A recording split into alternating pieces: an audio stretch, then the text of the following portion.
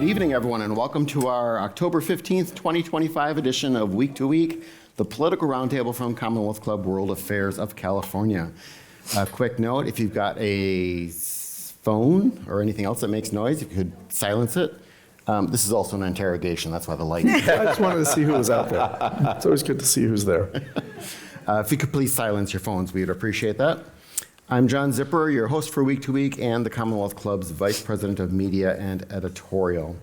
Now, before we get started, I just note that Whitney Houston reminded us years ago that we believe that children are the future, teach them well, and let them lead the way. Unfortunately, the next generation of young Republicans has been decapitated in a series of firings and resignations after Politico reported yesterday on 2,900 pages of text shared by some young Republican leaders, including at least one state senator. The texts, which I'll spare you from hearing explicitly today since we're a family show, were filled with racist, sexist, anti-Semitic, and homophobic comments, often couched in what passes for humor. Or, as Vice President J.D. Vance literally said today, quote, "Kids do stupid things, especially young boys," unquote. Oh, no. Boys be boys. Boys be boys. So the boys and girls up here on the stage will try not to do stupid things tonight. Let's meet our panels for today. I'm going to start on the far end with Tim Anaya. He's the Vice President of Marketing and Communications at the Pacific Research Institute, and he's the co-author of the California Left Coast Survivor's Guide. Welcome back, Tim. Thank you, guys. Great to be here. And our returning champ, Carla Marinucci, is a political journalist, former writer for the Political California Playbook, and a former senior political writer, of course, for San Francisco Chronicle. Thanks, Carla.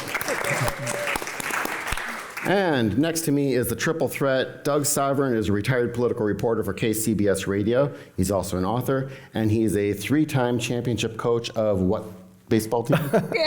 Oakland Little League. Oakland Little League. So, Doug, good to have you back. Now, onto our roundtable, I want to start off with Proposition 50.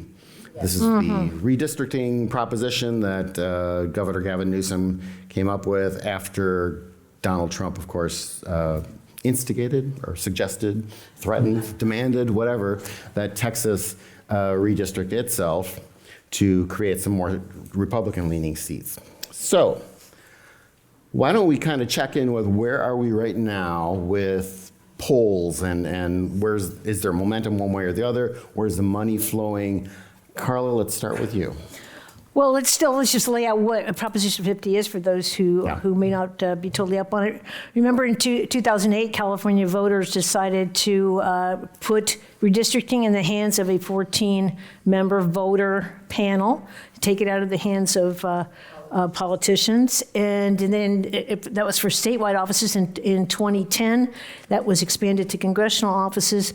Now, Proposition 50 proposes a temporary fix on that, a temporary hold on that, because Democrats say there needs to be some answer to the Republican efforts to rig the elections or gerrymander in other states to change the majority on to change the outcome of the midterm elections.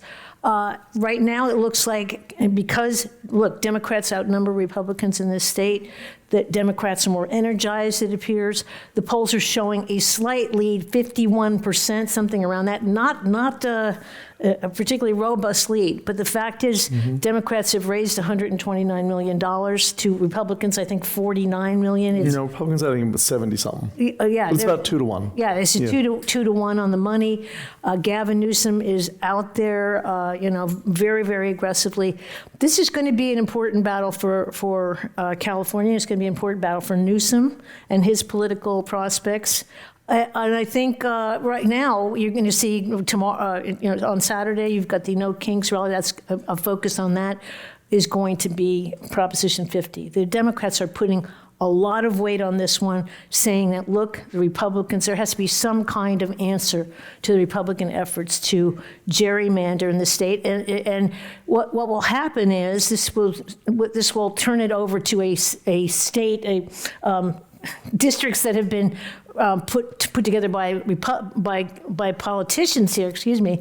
But yes, but only until 2030, when the next census, it will go back to the old system again. I was reading an article earlier today, and I apologize, I don't remember his name. He's a fairly young-looking Republican from California who has emerged. Tim and I. Kevin Kiley? Kevin Kiley?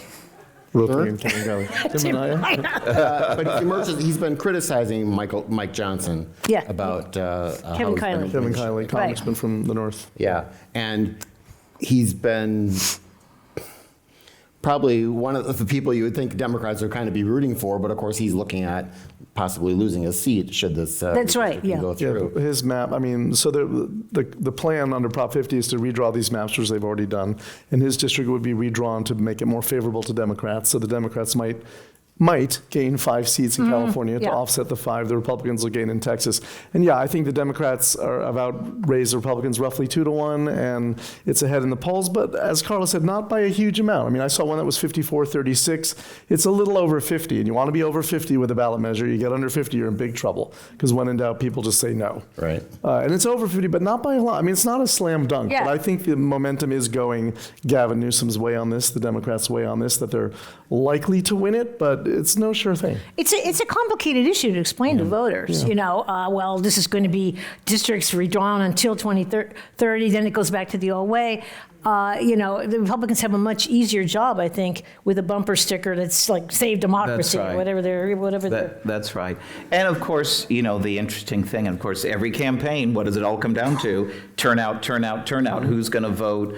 Are people going to be riled up to vote? Are people connecting with it, following it like we all follow it closely, but the average person out there, right? Are they connecting with it?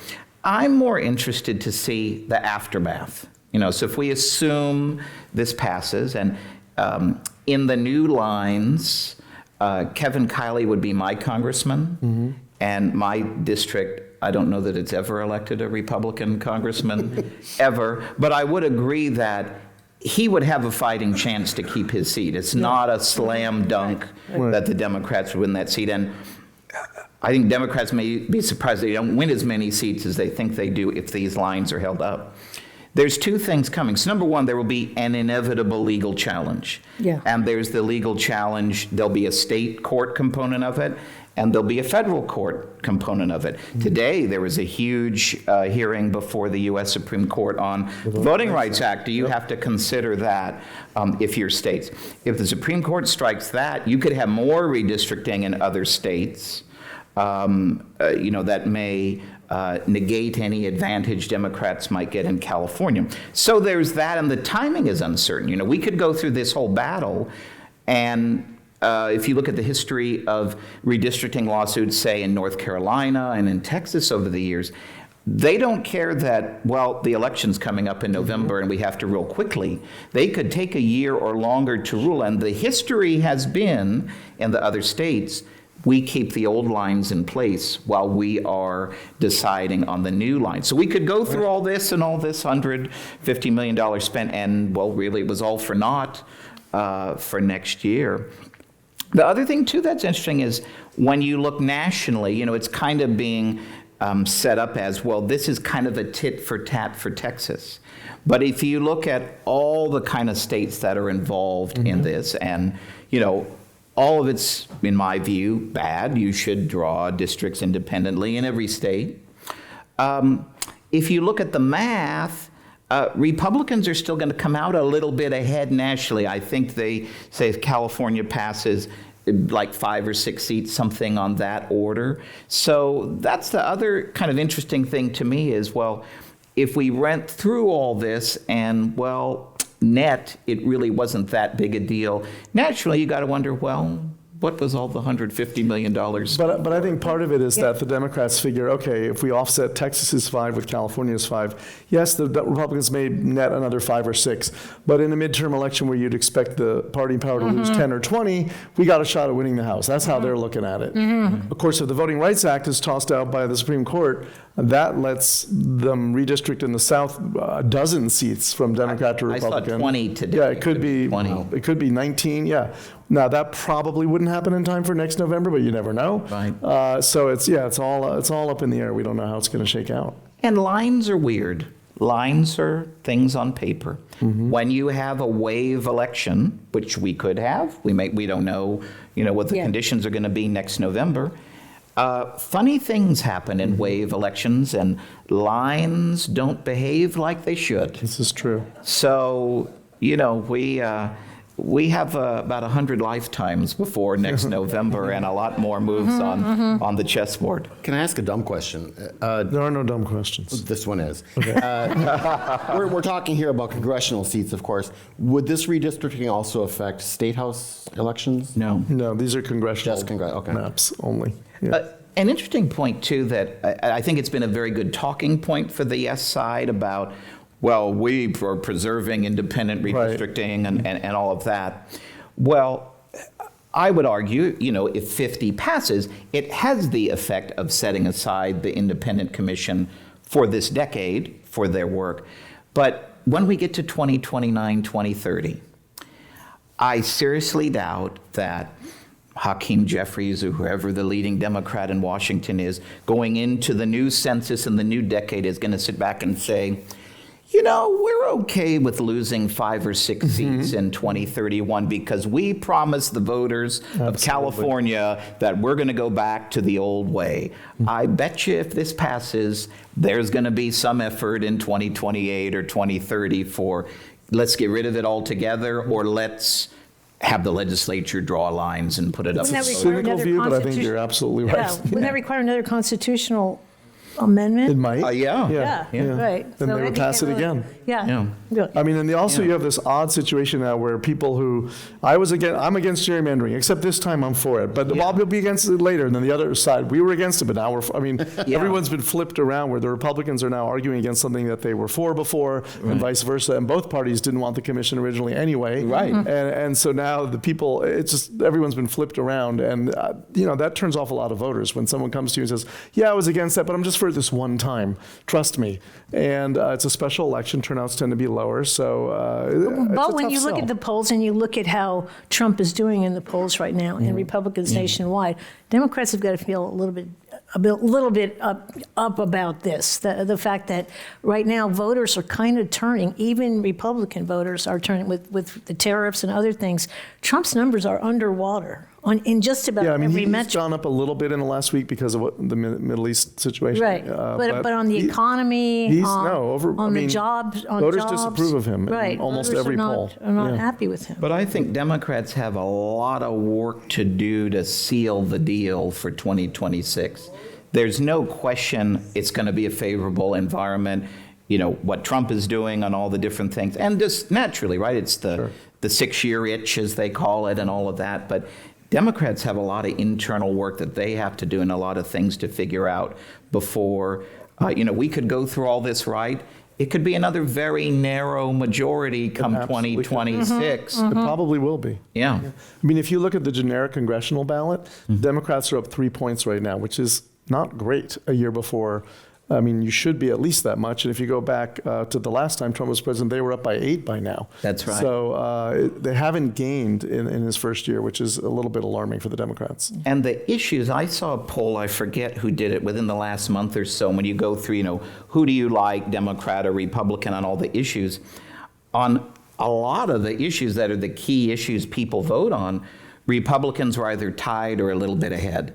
So when I say they have a lot of work to do to kind of seal the deal for 26, I think that underscores that, you have the favorable national environment, but you got to win as a candidate too. Yeah.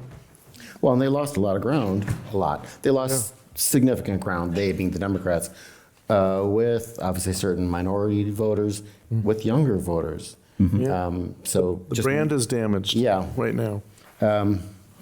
Before we leave Prop 50, is there a leader of the opposition? I mean, Arnold Schwarzenegger has spoken out or tweeted out about it, but I mean, Right. is he out on the huckstering against this? Or He's in the ads. He's in the but ads, He's not really out but he's not campaigning really out against there. it. Yeah. He did one thing. So he did USC Schwarzenegger Institute had a big kind of symposium on the issue, and it was one of those, I don't know, they probably admitted, this is my campaigning on Prop 50. Yeah. Bring the cameras, film everything. That's all you got for, you Yeah. know, the different ads and such. Yeah. Okay. Well, let's stay on state stuff and talk about the gubernatorial race. Former Representative Katie Porter kind of tested the old line of, you know, any news is good news this week when videos came out about her, you know, or showing her either storming off a set from an interview with a CBS reporter or talking profanely to one of her staffers. Doug, people have known some of this about Katie before, right? Sure. Katie, I'm on a first name basis with her. With Representative Porter before. Is this damaging to her? Does she get past this? Or does this create openings for her opponents, either within the think- party or outside? Probably all of the above. It's definitely damaging. And for people who didn't see it, you know, she was doing an interview with Julie Watts, who's an old colleague of mine, where Julie sat down with all the people running for governor, asked them all the same questions, and for whatever reason, Katie Porter just kind of lost it when she was asked about, you know, needing Trump voters to win. But anyway, it certainly damaged her because it exposed something that many of us have known about her, which is she can get a little huffy. She's got an ego. She's got a temper. She doesn't suffer fools.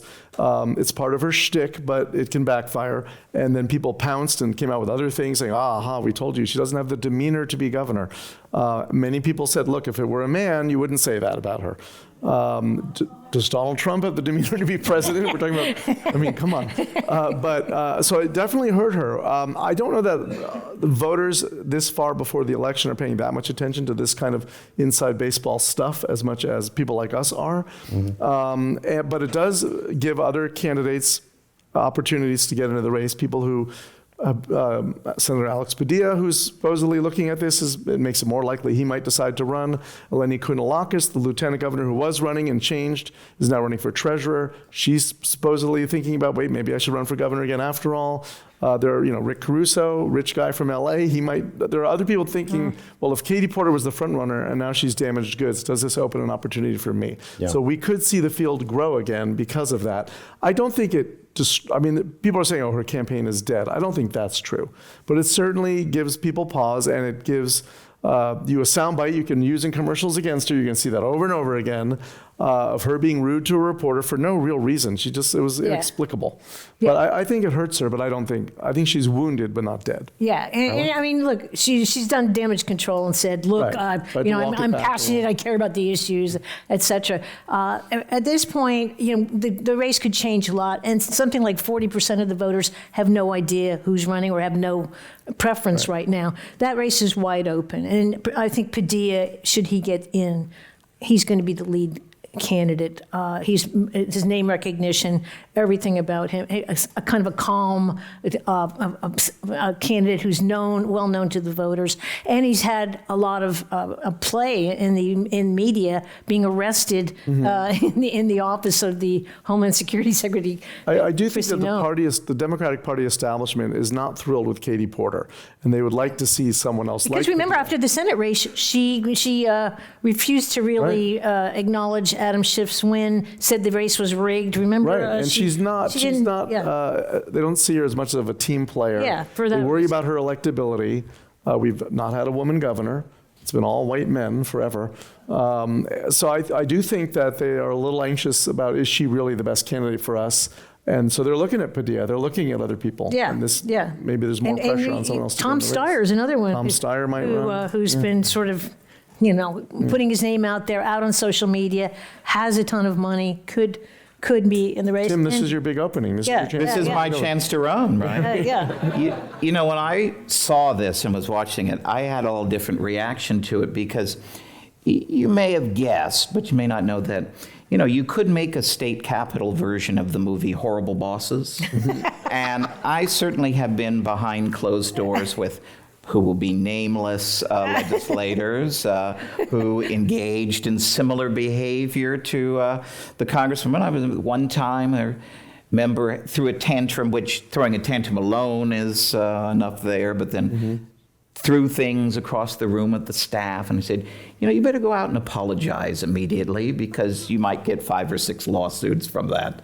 From that moment, one time I remember there was a member of the legislature who, she was mad at the world, and we had a meeting, and kind of a planning meeting, right, where you wouldn't get mad at the world, with staff and other legislators. I've never seen anyone scream so much in one room since that entity, including to her fellow legislators, so badly she had to come and apologize in person Wow. the next day. So she is not alone in the abusive behavior. What I would say that was stunning to me, another thing too, what I would say is when you get together with people who are longtime staffers or staffers who have retired, what's the first thing that you always talk about? You share old stories about how horrible the people that you worked for were. So the problem for Katie Porter is there's going to be a lot more things come out because there are a lot more stories. I would commend to all of you to watch the Nikki Lorenzo interview with Katie Porter yesterday, which was another very telling interview. And to me, we needed I don't remember her name, but remember Bill O'Reilly used to always have the body language expert would come on and watch someone interview. We need the body language expert to come and watch this, because watching her when she was much more civil in this interview, but looking at her face when she was asked the question, to me it struck me as, have you never been really held to account before for anything that you've said or done? And I caught a sense of like, A, you don't realize this is a problem, but B, you actually don't know how to respond to this whole thing because it's kind of a day in the life, seemingly, of Katie Porter. I do wonder, though, if women candidates are more, subject to these kind of stories. Yeah. You remember Amy Klobuchar also had, there was stories about her when she was running for president. We've had instances in California. Kevin Shelley. Kevin Shelley. San Right. Francisco supervisor and then assemblyman. And Secretary of State, didn't he become Secretary of State? Yes, he did. Yes. Yeah, and that was caught on tape. Notoriously abusive Right, to and his he staff. was abusive, and it was caught on tape. He cornered a staffer in front of at the Capitol. If you've never been, before it was being rebuilt, there's a bank of elevators that are just for legislators. So there was a staffer, I don't even remember why, but he cornered the staffer in a very uncomfortable way in front of the member's elevator. Yeah. Carol Migden had staff taken away from her control. When you work in the legislature, she got in all kinds of trouble. Yeah, all kinds of trouble for many other things. Right. Yeah. But you work for the Rules Committee technically. You don't technically work for the legislator. So your paycheck is signed by the Rules Committee, all the HR things. So they actually took control of her staff away from her because things were getting so wild toward the end of her tenure. Yeah, so it has been, when you have a president right now who's, with the way he's treating either press and other staff members on tape, you can just see it live. You kind of wonder, is she being subjected to maybe scrutiny, a double standard, Okay, well, let's talk about the guy who's currently got the job, the lame duck, Gavin Newsom. When he's not acting like a lame duck, is he really? No, and we can get into that a bit more, but let's start with some of his recent actions. Senate Bill 79. Tim, tell us about it. What is it? Why is it a big thing? It's a very interesting bill. So Senate Bill 79 is there have been a series of bills that have been hotly debated.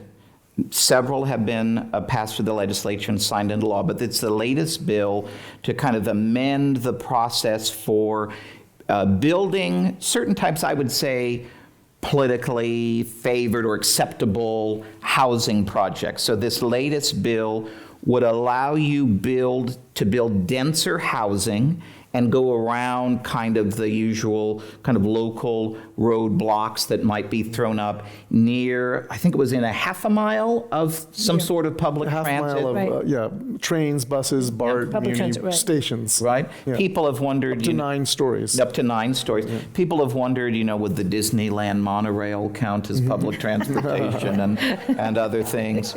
And it's an interesting dynamic on these bills, right? And it actually cuts Republicans are divided and Democrats are divided. So when you look at the votes, it's very interesting dynamic on this. And most people are kind of in favor of breaking up the log jams and building more housing. Generally would support these types of bills. I mean, I would say personally, I would go further and have a more blanket reform. But a lot of people say, well, I'll take any reform is better than no reform at all. It's been kind of interesting, the reaction. It got caught up in the LA wildfire aftermath because there was kind of a conspiracy theory going around saying, well, if we pass that bill, could you have 9-story buildings on every lot in the Palisades? It's quite clear, no, you cannot. But that ignited huge passion, and understandably so, from very weary right. and concerned folks who've gone through a lot this year. I would say collectively, these are a pretty big deal that these measures have been signed into law. Is that the end of it? I think there's a lot more reforms that people kind of incrementally, that kind of, this odd kind of left-right coalition pushing these, are going to want to try to come back and push next year. But just getting it to the governor's desk was a huge accomplishment, getting it through the legislature. And I think it makes sense as the governor signed it. He's kind of more this kind of YIMBY crowd. They're kind of more his people. It's kind of his thing, and the type of building. And you can imagine it would be, he'd be pointing all the great features that he likes in these buildings that are going to be built. Crowd, I mean, this was Scott Wiener's bill. The YIMBY crowd has been trying to get this through over and over again, and finally did it. And for him to sign it, for Newsom to sign it, is huge, because now Tim and I were talking about, why did Gavin, politically, what is he thinking here? Is he able to now say, look, you can't pin homelessness on me, because look at all these new buildings I approved, and I streamlined the rules so we could build more housing. Right. I have approved more housing than, he gives them a talking point. But I think you can't underestimate the importance of housing to a younger generation of voters. I mean, you're seeing this in New York with Zoran Mondani, who's one of the key focuses of his campaign is freeze the rent. That's his, right? And it's hugely appealing to younger voters who feel like they have no entry into affordable housing at all. So now, how long it is before any of these housing projects actually get built? I mean, it's one thing for Newsom to sign this law, but I mean, interest rates are high. It could take a while. We see plenty of stalled development. That's right. Trump could come to Oakland and say, I'm building a big tower by Rockridge Park. That never happened. That's right. But so we'll see if it actually happens. But at some point now, they will be able to build this regardless of local zoning. Right. I recently looked at the San Francisco planning page site, and it noted that more than 70,000 units are in the pipeline. Right. Only In like the 3,000 pipeline. of them are under construction. Exactly. That's right. So the others are kind of in development hell. Right. And it's a huge issue. PRI, we've done a lot of work on this. We put out a paper 5 or 6 years ago. We call it the CEQA Gauntlet. And we actually documented, we had a land use attorney come up, and I said, make it the most bureaucratic thing you can. And it literally is a flow chart of everything you have to go through to build anything in California. And what you learn is the laws aren't just blocking housing. It's also bike lanes and wildfire prevention projects and homeless projects and schools, CAL, the Businesses, housing right. at CAL, right? All of that is affected by the California Environmental Quality Act. And so the laws like these are important. I think I'd be very surprised if you ever had a broader reform measure in California, but you can do these things, these little kind of chipping away. You can get these through, and I think this gives big momentum for the future to pass, subsequent reforms. Okay, so over the weekend, Salesforce co-CEO and co-founder opened his pie hole and talked to the New York Times. There's no other way to say it. He seems to be regretting it, or I don't know if he would admit it publicly that he's regretting it, but from what I hear, he's regretting it. Among the things he said, in fact, let me just ask the question as one of the audience members asked, what do you think of Mark Benioff saying Trump should send troops to San Francisco? What is he thinking? Carla, take it away. What is he thinking? It's so interesting because, a couple of years ago, we were writing about how Mark Benioff is a potential Democratic presidential candidate. I mean, one of the biggest donors, had all these events at his home here in San Francisco, was a huge Democratic presence. By saying this, doesn't this underscore the way all of these tech giants have gone, whether it's Zuckerberg, Jeff Bezos, you name. They're mercenaries. They understand where their money, where their profits are, and Benioff does too. I think he's realized he's now in the process of doing damage control after that, because he's giving interviews today and saying, "Well, wait a minute, nobody's done more for the city than I have." Benioff Hospital, blah blah blah. And to be fair, he and has to be given fair, he has billions no, of dollars. absolutely. And you've got He's giving more as a result. yeah, you've got Yes. the big convention in town right now. That's Right, of course. the price of the Motel 6 is $350 this week, thanks to Mark Benioff. No and the six in that anymore. No, crowd. I mean, 0.6. yeah, right. So he's just gone the way Zuckerberg and the way the rest of many of these other tech giants have gone, which is understanding that their friendliness with Trump means everything to their bottom line. Do you think, Doug, it's doing that for the business purposes and the business government contracts, or that these people actually are I think- ideologically moving toward their... Well, I think it's both. All right, so full disclosure, I know Mark a bit. I text with him. We've known each other a long time. And I think in this case, I think he was just speaking his mind, Yeah. which he tends to do. And I think he certainly has his business interest bottom line in mind. And as Carlos said, they're all kissing the ring and bending the knee because it's in their interest right now, and they'll pendulum back when the Democrat is in office again. But I do think I think he really has seen what's happening in the city and why he would call for Trump to bring in the National Guard, and then Musk backed him up on it. I think he's a little out of touch in that he's not spending time on the streets and seeing that things are actually getting better. The crime rate, the murder rate is the lowest it's been in 70 years. Homelessness seems a little better. But he is right now it is Dreamforce, but when he was doing this interview on the eve of Dreamforce where he was hiring a couple hundred off-duty cops to patrol it, and I think he was just thinking, why do I have to do this? Yeah, we need help. Why do I have to pay for these? I think that's where it came from. The thing is, I've dealt with his PR team a lot over the years, and I know them well, and I can just picture, and my favorite thing in that interview in the Times was, I know how they pitch things. I'm sure they said, hey, New York Times, Mark Benioff's giving all this money about to Dreamforce. Would you like to interview him? Sure. And then they ask him about Trump, and he goes off. And the article ended with Benioff turning to his PR team and noticing that their mouths were all wide open. And they're all like, that, like a scene from The Producers. And he said, oh, was that okay? What? Were the political questions too spicy? I can just imagine going, oh my God, you were supposed to do this to tout our philanthropy. What has happened? The headline is Benioff calls for National Guard. Look, I got to say, in his defense, Talk he about a did hit backfire. on an issue in terms of crime in San Francisco that is an Achilles heel for Democrats. Absolutely. Not just in San Francisco, in Oakland, in other big cities. And Trump has been, nailing this. And Trump said today, well, San Francisco, I may send, National Guard there.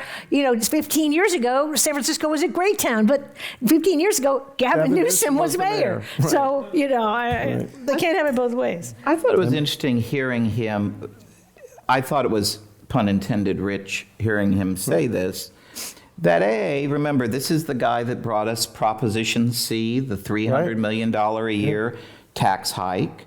So when you're complaining for homelessness and funding the kind of Gavin Newsom type of homeless programs, the kind of the big check presentation kind of programs, his UC homeless initiative. He funded a study that was requested by Dr. Galley, who is the state health director, and their conclusion in that study was, you should have more programs like what Gavin Newsom is proposing. That's what we should do to address homeless. And then you see this, and you're where did that guy come from? But thinking of all of this and the kind of where are the tech guys, kind of doing this, I'm reminded of meetings several years ago we had at the Capitol. And it was a lot of the Republican chiefs of staff with the Silicon Valley leadership type folks. And they were bemoaning, all of the anti-tech bills that had been enacted and all of these regulations that had been affected. And we were all kind of nodding. Then one of my colleagues stood up and kind of spoke for all of us. And he said, well, you get what you pay for. You elected all of these people. If you're not happy with what's going on, you should talk to the people that you support. And I think that's where a Benioff, a Zuckerberg, some of these people, look at the last 4 years, right? On mergers and acquisition, on Justice Department stuff, all this Federal Trade Commission stuff. They were targeting a lot of these companies. They're certainly blocking the mergers. And so when you're thinking, I spent $25 million to elect this guy, what are they doing now? I think it's more that at play than necessarily we want to curry favor with Trump, though that is undeniably part of it. I think it's more of the, who are we supporting here? Don't these guys have any gratitude for us and what we did? The interesting thing about Mark, though, is so a lot of them I could see think, all right, Trump is more business friendly, he's crypto friendly, all the things that we want, he's going to be better for us. But Mark has spent years browbeating his fellow tech billionaires, trying to get them to be philanthropic, and going in and saying, be a mensch. Well, you got to give the money. And Larry Ellison has told him to go take a leap. I mean, he has spent his whole career saying, I'm going to give this much money. You need to give some too. And they all tell him, no, thanks. And now he's turning around and saying, you know what, bring in the National Guard. Right. It's ironic that he's the one saying that. Yeah, but this philanthropic thing, I mean, look at Zuckerberg's pulled back on that too. The Zuckerberg, Chan Zuckerberg initiative, they've said, oh, we're going to just be science-based. The philanthropic stuff is kind of going, right? So all of them are looking at, the bottom line when it comes to this stuff. I do think it's worth noting that National Guard troops under the command of the president cannot enforce law. I think in Washington, D.C., it's a different situation because it's Washington, D.C. But if now National Guard troops, from what I read, under the command of a governor are able to. So the quote in the New York Times that Benioff said was something like, if the National Guard troops can be cops, then we should definitely do that. So they can't. They can't. Right. Can't be. And maybe he should have Googled that first. You wonder, was there a briefing before this interview happened? Because as we know on the press side of things, right, when you have a briefing with an elected official, it's kind of like the telephone game. Right. So you never know what statistic or fact is going to come out. So you wonder if they talked this through beforehand. Benioff and his team. Yeah. I'm sure they did, but they didn't anticipate him going off the reservation. Off script that far. And that becoming the story. Right. We mentioned a moment ago Larry Ellison, the Oracle. Larry Ellison is the father of, is it David Ellison? David, who now owns or is part of the ownership of It's a good Paramount. thing I retired or he would be my new boss. He would be, yeah. You could have long conversations with Barry Weiss. So Barry Weiss has been, I forget the title, is it editor-in-chief or Editor-in-chief. Yeah. Editor-in-chief of CBS News. It's a new role that was created for her. This has caused quite a bit of controversy, I guess, within journalism circles at least. Doug, what's the issue with Barry Weiss? I mean, I think actually a lot of people have trouble even kind of defining where she is politically, because to some she's far right, to others she's, I think Right. Barry Weiss, originally from New York, worked at the New York Times. She was on the editorial board. She left and started this thing called the Free Press, which, how do you define the free press as far as its agenda or its slant? I think they've got a lot of everything. But David Ellison, Larry Ellison's son, wanted to be a movie producer, and his dad got him a movie studio, Skydance. Thanks, Dad. They made a lot of successful films, and then he parlayed that into merging with Paramount Global, which is the former CBS, Viacom. That's the parent company now. So now he's taken that over, which means he's got CBS News. And now he has bought the Free Press, Barry Weiss's paper or publication, for what, $150 million? Which is $150 million. a lot for something that is new and doesn't have a very big audience, and installed her as editor-in-chief of CBS News. And Barry Weiss, I don't know her. I don't know if you know her much, but her wife, Nellie Bowles, old friend of ours here in San Francisco, she was a reporter at the Chronicle, then she was a reporter at the Times. Love Nellie. Nellie's great. I covered a couple trials with her. But they are the Free Press. Right. Barry and Nellie and Barry's sister. Right. And now she's taking over CBS News, and I can just tell you, as a former CBS person, there's a lot of anxiety and trepidation within that organization about what is she going to do. And there's, they're worried, is she going to cleanse the wokeness? Is she going to, what's going to happen? What is her agenda? She has no experience in this type of organization or in broadcast at all. So people are worried about it. I will say, though, CBS could use some improvement. I've seen it from the inside, and there are people with agendas, and there are people who could be whipped into shape a little bit, let's just say. So my mind is open about what she's going to do and how she's going to do it, but I know a lot of people who are appalled and horrified. Yeah, I mean, the fact that she has no experience running this kind of Right. broadcast operation at all, CBS being such a legacy network, some people call it the Tiffany network. I mean, and some of its, products, 60 Minutes, obviously, hugely influential. So a lot of people are going to be watching it, and there's a lot of concern about it, I think.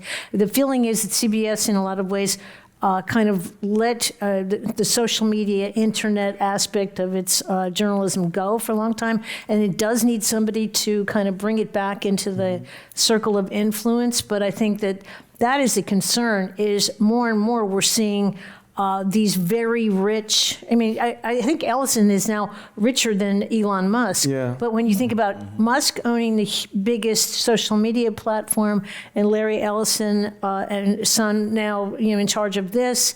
And now they're trying to buy Discovery, HBO, Yep. Warner, which would also Right. give them CNN. So they would have CBS That is the and concern, CNN. right? That is the concern. And of course, they paid off $16 million to Trump to settle his suit against 60 Minutes so that he would approve the merger. Right. The first merger, the Skydance Paramount one. Now they'll have to merge again. I mean, they need Trump administration approval for all these things, Right. FCC, et cetera. Right. There's a lot of concern about that. Yeah, I think, who controls the media? What is the message going to be? Barry Weiss has been more to the right, I think, by far. And people assume she will pull CBS to the right. She has said, and I mean, I read the memo she sent internally. She has said, we're going to be down the middle, center, which is what CBS has always tried to be and portrayed itself as. And there's a perception that it's gone more left than it should, and she's going to pull it more to the right. She claims it's going to be in the center. And I will say in her memo, she said, I don't have all the answers. I'm going to ask questions like a good journalist. I'm not sure where we're going to go with this. We'll see how it all shakes out. We've seen that same line though from Jeff Bezos at the Washington Post, and Right, look what happened there. Yeah, Exactly. Thank you. Yeah. I think it's an interesting, the whole thing is an interesting discussion. And, I think the thought of you have someone in Barry Weiss who is an innovator, had this startup, caught on to something. Obviously, it was a profit-making venture. I think, why wouldn't you want to talk to somebody like that and get her ideas and get that kind of creative thinking? When we talk about the, is CBS News too woke, or is the politics going to be part of it? See, when I look at it every day, being on the press side of things, when I see it, I don't see the liberal, woke, all of that. That's not, when I look at a story, when I see it, that's not how I look at it. I look at it more, and to me, I always think there's so much more to the story that you didn't go out there and explore. And is that you need more seasoning, you need more experience? Is that there's a bit of a bubble that you're not going outside the bubble? Obviously, we know part of it, right, is you have to write 7 stories a day and tweet and take video and all of that, part of that.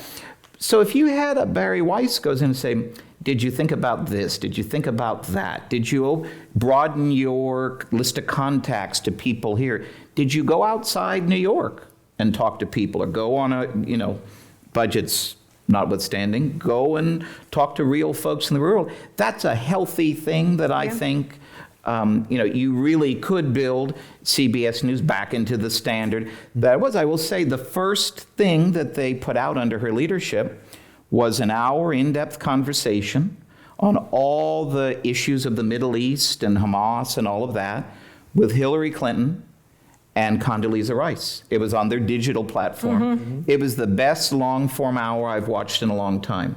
So if that's the news, CBS News under Barry Weiss, sign me up, I'll be a viewer. Yeah.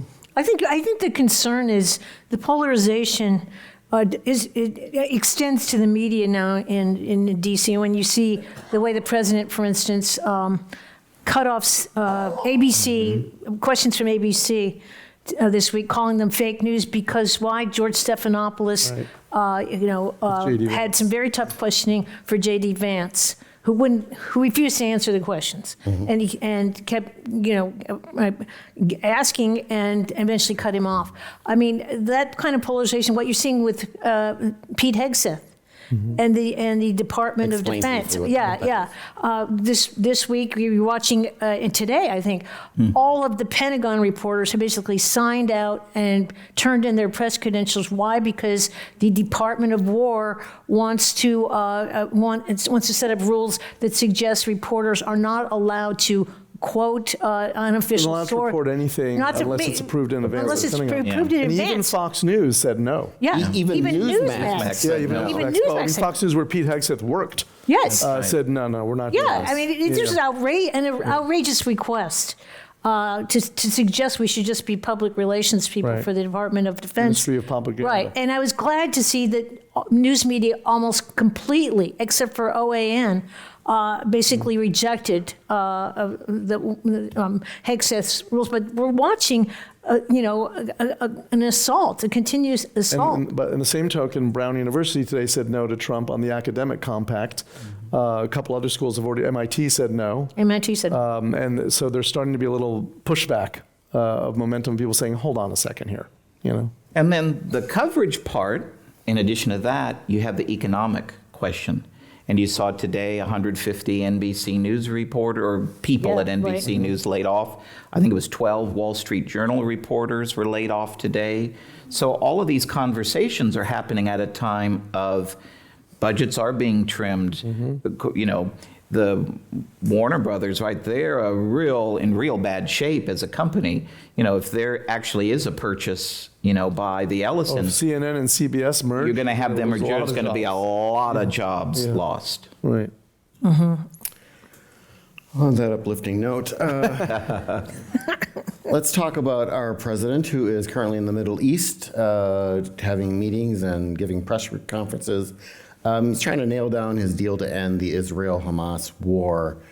So let me put this to you. I mean,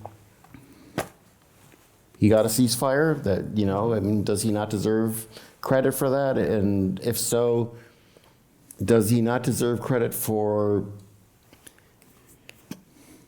putting pressure on both sides? I think he does. Sure, if you're gonna blame someone when something happens on their watch, you got to give them credit when they get it done on their watch. So I think he does deserve credit. He got the deal done. He brought the pressure to bear on Netanyahu and on Hamas that couldn't be done before. But I will say it's a matter of timing. I mean, this deal's been on the table for a while. He wasn't able to do it before.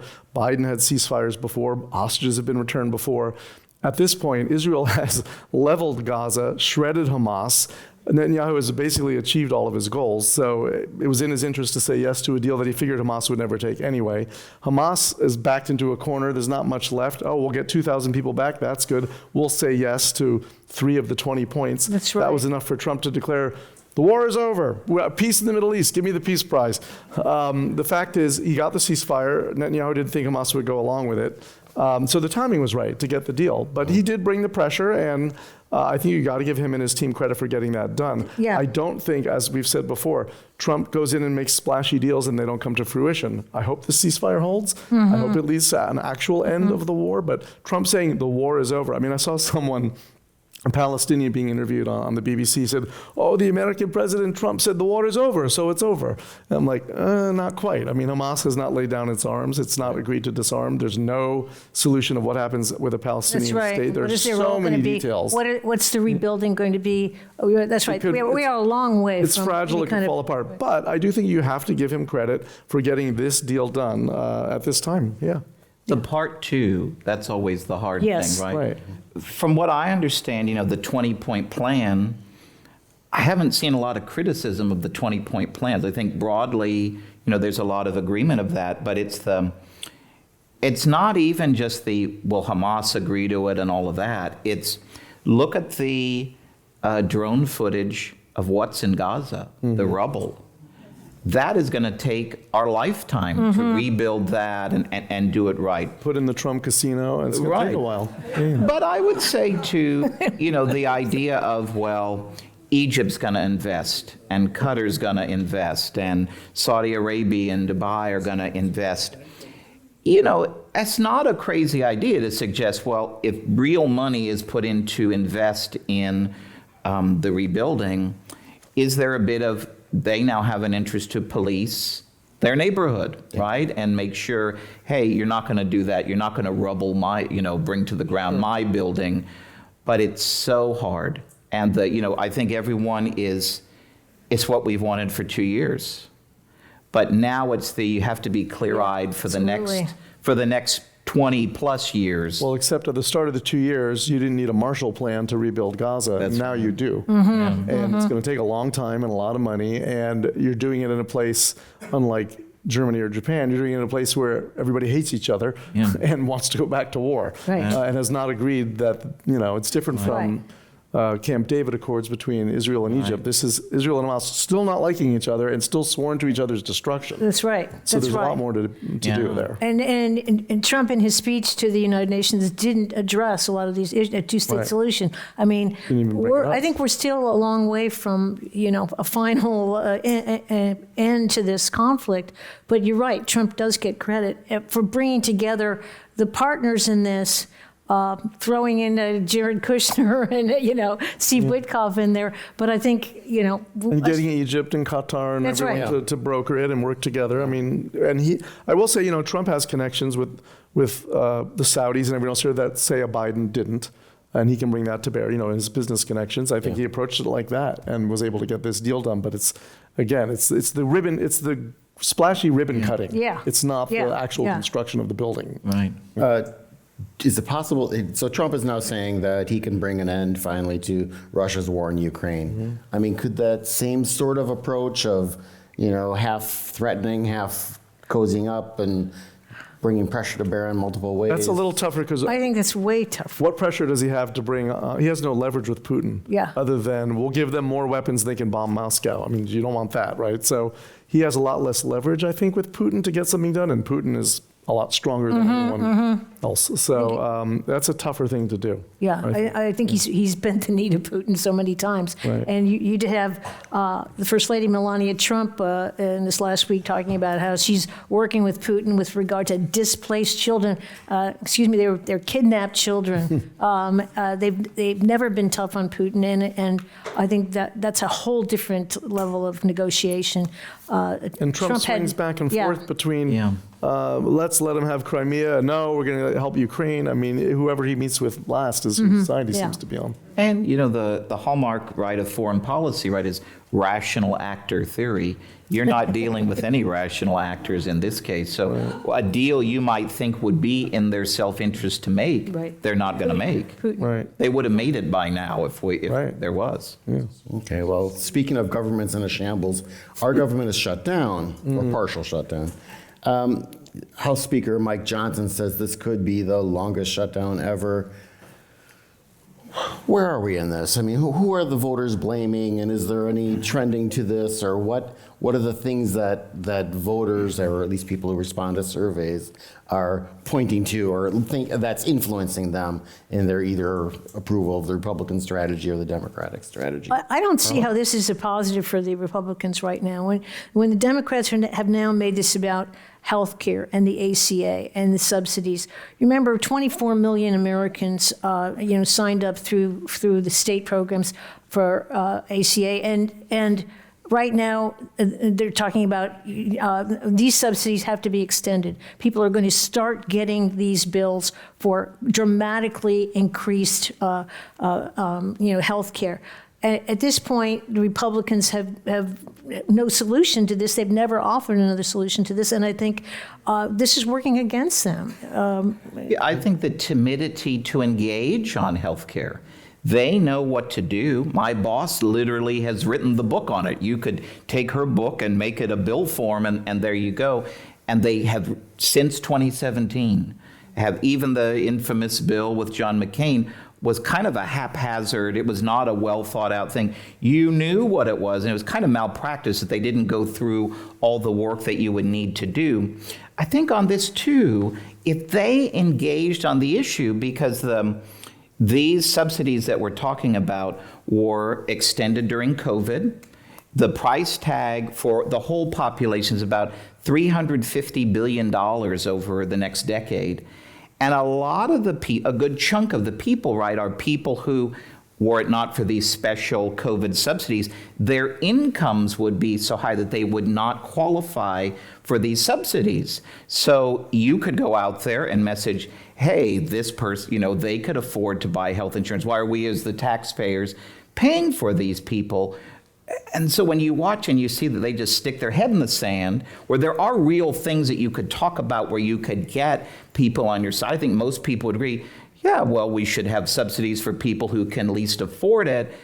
You just wonder, what are you doing? What is your strategy? And also, why aren't you there voting every day? I'd be there voting 7 days a week. If your message is the Democrats shut down the government, you should be making the Democrats shut down the government every day of the week and vote. I really think that the Republicans miscalculated here. I don't think they anticipated this. And that's interesting to me because, the things in the one big beautiful bill that are going to hurt people don't take effect until after the midterms, right? That's right. They didn't anticipate, this year. These expire this year. You'd think they would have written something, come up with something to keep that from, I just think they didn't anticipate it. But I think also the message we're getting from the Republicans consistently is the Democrats shut down the government to give to give health care to illegal aliens, just over and over and over again. And it's taking hold to some extent, but there are a lot of people in red states whose healthcare premiums are going to soar if these subsidies are not extended, and they're the ones who are going to be hurt. And they just seem tone deaf on that. I will say the polling, though, although the polling is I don't know how much we trust polls anymore anyway, but although the Republicans were at a significant disadvantage initially, they control the government. So when the government shut down, it's hard for them to argue it's the other side that has done it. But this week it's starting, some of their arguments seem to be taking root a little bit. The gap is narrowing. Really? It's more like instead of 10 or 12 points to the advantage of the Democrats, it's like 6 points. So some people are starting to, especially independents, are starting to blame the Democrats more. But I think Speaker Johnson, though, has another problem, which is since the House is out of service right now, and he's not swearing in this new member from New Mexico. Who would vote to release the Epstein files? Yeah, the Epstein files. Even some Republicans, like Kevin Kiley, are saying, "Why aren't we in session? Why aren't we working?" Be there every day of the week. What are you? And why isn't he swearing her in? He's getting more and more heat for that. For a number of different reasons, I think it's not going as well for the Republicans. And I just do think that to make the argument when you control every aspect of the government that it's the other side's fault, you're in charge. And in fact, the Senate could open it in a heartbeat by changing the rules so that they could exempt continuing resolutions from the filibuster, and they would have the votes. They'd only need a simple majority, but they're not willing to do that. Yeah. The other thing, too, on shutdowns over the years, and of course, Carla and Doug, I'm sure, covered way more California budget shutdowns than they ever wanted to before we I was so changed happy to when they passed that law. majority vote. Deadline for passing. We loved it too, because we could go on vacation in July. You'd know when you were going to. That's right. Although one year it went so long, I actually was on vacation in October when they were still debating the budget. Wow. But, it always was who's feeling the effects of it. And I think right now you see a little bit here and there. You hear the airport stories. Yeah. But really, no, not many people have really lost a check or had a real impact. Whenever we had our budget stalemates, the first person who always felt it was me. Because I didn't get paid immediately. And sometimes it lasted all summer long. But Trump is laying people off now. He's laying people off. At least I didn't get laid off. Right. And we all, I don't know why we did this like dummies. We came to work every day and worked for free. We should have, Didn't you get back pay then? Or no? We did get back pay at the end. But no one's going to cry that I'm not getting paid. Right. And I think that's the thing right with this is the longer it drags out, you kind of run out of the, the funds you could put here and there to, to keep bills whole. And it never really works as a strategy to, sometimes they will say, well, why don't we have this bill to pay this important constituency? Right. That almost never works. It doesn't really work as a strategy to solve the problem. You almost have to force them to get in the room and do it. Remember when we did it in 2009 when we had the worst deficit ever, and the 4 leaders won the Profile and Courage Award because they had to actually go in and do the heavy lifting and save the state from, at the time, that budget crisis was half the budget. Right. Right? there's no one in Washington today that could ever do something like that. I do think, though, that as you start to see thousands of people unemployed, because Yes. that'll be when the real impact starts being felt, when tens of thousands of federal workers are like, wait, what happened to my job? Right. Okay, let's get to a few of the audience questions before we get to our news quiz. We started off early on, we were talking about housing, and someone asked specifically kind of like how much of that, SB 79 housing would be considered affordable, or how much was affordability focus in that? I mean, that is one of the things they put in the bill to get Newsom to sign it. A certain percentage is affordable. Do you remember what that number is? I don't remember what the percentage was, but Maybe it's 30%? yeah, usually it's about 20, that. 30, in that range? Yeah. Yeah. Okay. But they had to get that in there for him to agree to sign it. Yeah. Someone writes, I remember when Michelle Obama said, quote, when they go low, we go high, unquote. Even Barack doesn't seem to agree now. Have the Democrats sold their souls, possibly not even to offset the GOP states or back to permanent gerrymandering? We were having this conversation, Yeah, that I well- said, what happened to when they go low, we go high? Right. Yeah. Gavin Newsom has answered that by being out there on Twitter every day, going as low as Donald Trump, and being very popular for doing so. Like, a lot of Democrats are saying, hey, he's fighting Fight back. fire with fire. Fight fire with fire. I think there's a contrast between his style and, say, a Pritzker, who's being much more sort of a gubernatorial, go high kind of guy. the high road. It'll be all about like what appeals more to voters out there. Right. I do think they're giving up the moral high ground by going and playing in Trump's sandbox, That's right. That's right. I will say when I watch, look at things on Twitter, watch on TV and get annoyed, I always channel my inner Michelle Obama, be better. And I think that's Yes, a yes. good thing for all across the board, that folks can be better. But you're exactly right. And that's one of the point you make about, kind of channeling Trump. That's been a big thing and kind of, I think, gearing up this Prop 50 debate, right, is that, there is a groundswell of the Democratic base of go after Trump, take him on, beat him. But you're effectively kind of going after Trump by being your own version of Trump. Right. Is that a way to win? And obviously, we'll see in about. I do think the a year Democrats, from now.